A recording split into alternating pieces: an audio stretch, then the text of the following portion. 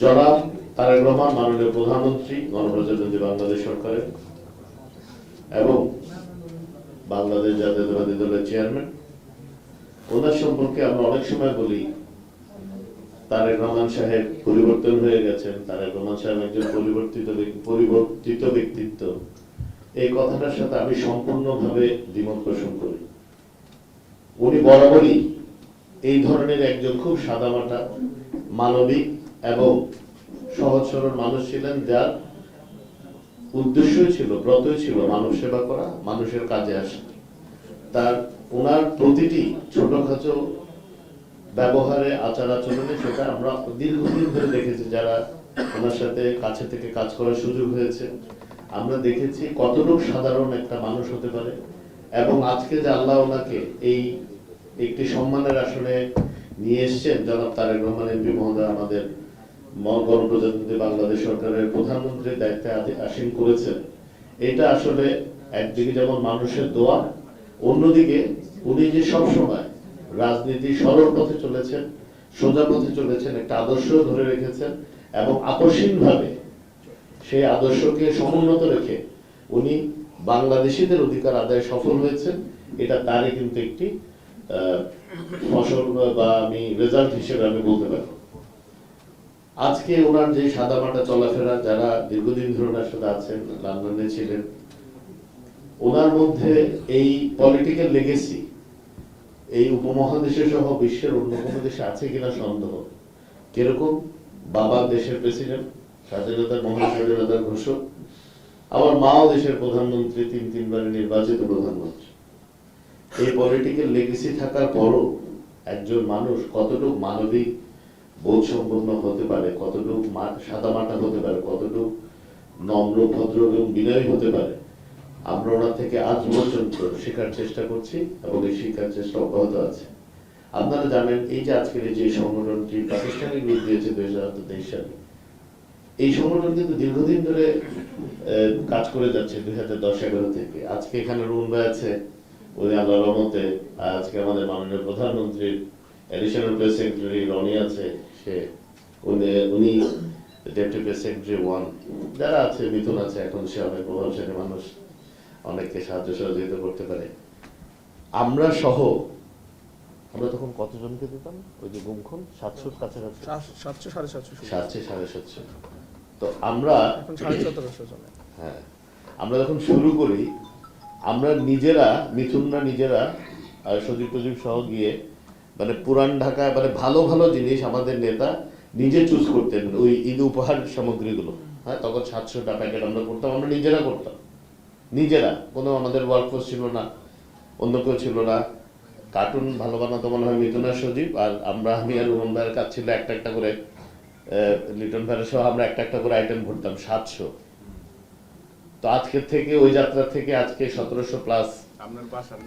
আমার বাসার নিচে রোহন ভাই, তখন তো কেউ জায়গা দিত না, কারণ এই মানে বিভিন্ন আইন শৃঙ্খলা রক্ষাকারী বাহিনীর বিভিন্ন ধরনের অত্যাচার, নির্যাতন, এইগুলো তো আছে, হয়রানি আছেই। তবে একবার আমার বাসার নিচে, একবার ওনার বাসার নিচে, বিভিন্ন জায়গায় আমরা দিনকালেও একবার চেষ্টা করেছিলাম, তারপরে সমস্যা হতে পারেনি। তো বিভিন্ন অনেক পরিশ্রম করে এবং সবাই কায়িক শ্রম দিয়ে আমরা, এমনও হয়েছে যে আমরা কার্টুনগুলো করার পর রাখার জায়গা হচ্ছিল না, পরে আমরা আবার ওই যে কি কাভার্ড ব্যান্ড কতগুলো নিয়ে ওগুলাতে আমরা নিজেরা তুলেছি। ওজন ছিল তো এক একটা প্রায় 2.5-3 কেজি 4 কেজির মতো ওজন। তো এই যে মানবিক কাজগুলো আমরা করেছি, এগুলো কার নির্দেশে করেছি? এগুলা তৎকালীন দলের সিনিয়র ভাইস চেয়ারম্যান, আজকের প্রধানমন্ত্রী জনাব তারেক রহমান এমপি মহোদয়ের নির্দেশে কিন্তু আমরা তখন করেছি। তো তখন ফায়দা কি? তখন তো কেউ বিশ্বাসও করতো না। আমরা যখন চট্টগ্রামে দিতাম, মানুষ ভাবতে এগুলো মানে আমরা নিজেরা বলতেছি, করতেছি। অথচ এই পুরো অর্থায়ন উনি নিজে করতেন, নিজের ব্যক্তিগত অর্থায়ন করতেন, এবং আজে বাজে জিনিস দিতেন না। মানে খেজুর পর্যন্ত ওনাকে দেখায় দিতে হতো যে মানসম্পন্ন কিনা। জায়নামাজ দিতাম না, আমরা জায়নামাজ দিতাম, জায়নামাজ তসবিহ, প্রতিটি আইটেম উনি নিজে, আমরা দেখানোর পরে উনি নিজে পছন্দ করে দিতেন। কেন?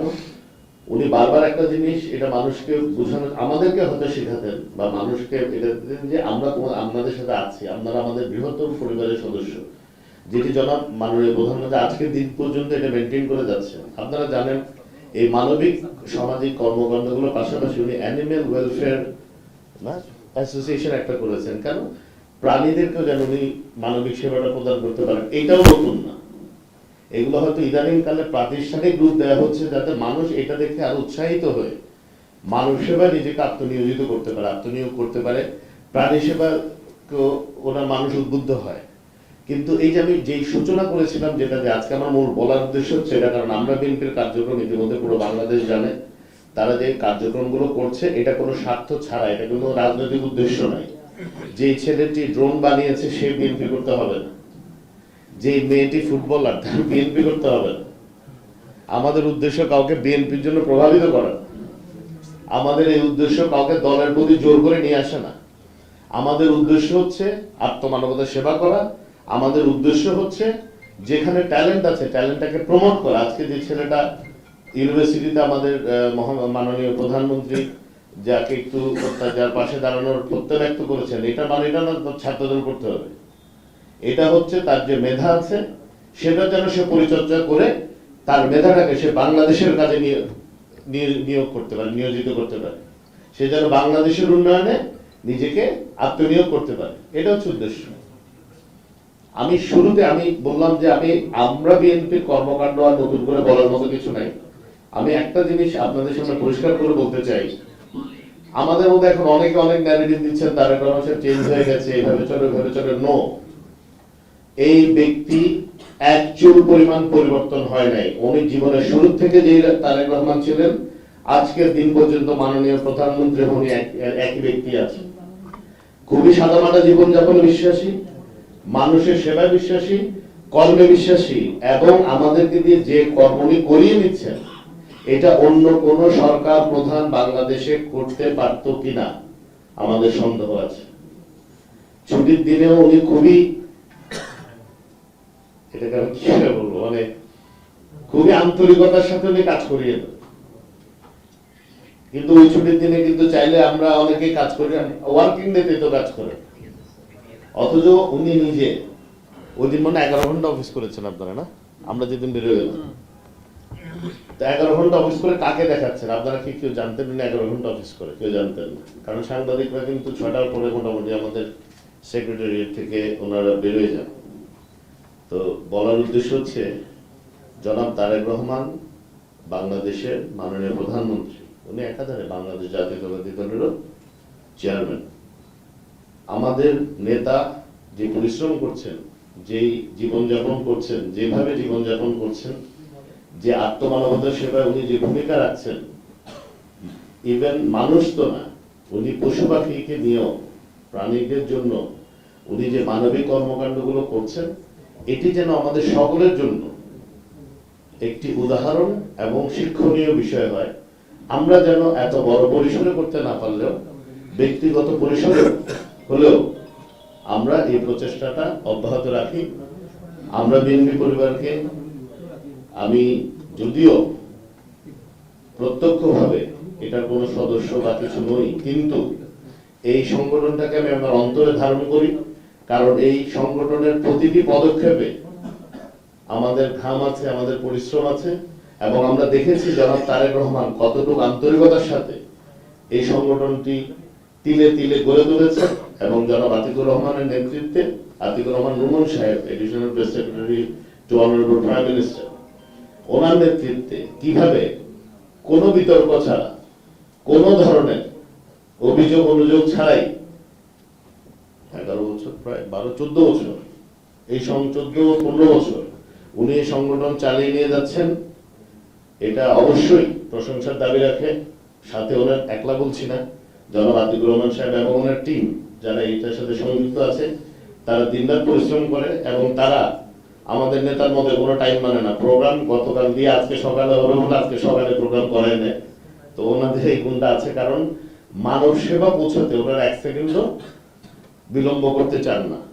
এবং আমি মনে করি এটি আমাদের মাননীয় প্রধানমন্ত্রী খুব সাকসেসফুলি আমাদের মাঝে ওনার এই কর্মযজ্ঞ বা কর্মের প্রতি আগ্রহ এবং ডেডিকেশনটা আমাদের মাঝে উনি ছড়িয়ে দিতে পেরেছেন।